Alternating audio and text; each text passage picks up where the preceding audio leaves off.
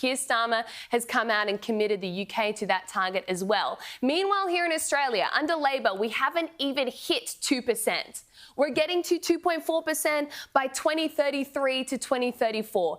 If Albanese did go to NATO, he would stand out like a sore thumb as the one country there that is not taking anything the US says, anything the Western world says about defence seriously. The only option for him is to grow a pair of balls and get to the White House. But he's not going to do that because he is utterly terrified of Trump, and so he just won't do it. So I don't blame him for not going to NATO because he would look like a complete idiot. But the only solution now is to go to the White House, which he also won't do. So really, this is just typical Albanese and so embarrassing. Yeah, I don't think he has to go to NATO. I mean, it is the Northern Atlantic Treaty Organisation of which we are not a member, so there is no need for us to go. The Deputy Prime Minister will be there, and Albanese has been previously. We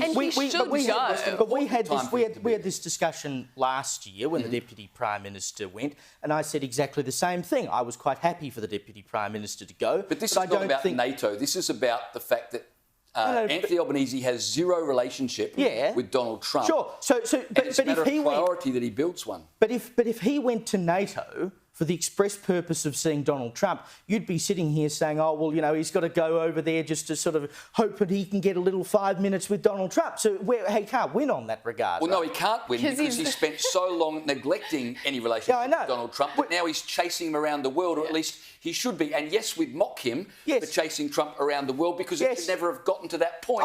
So both things can be true. I totally agree. It's crazy that you have to chase Trump and you should be chasing Trump. Both are true.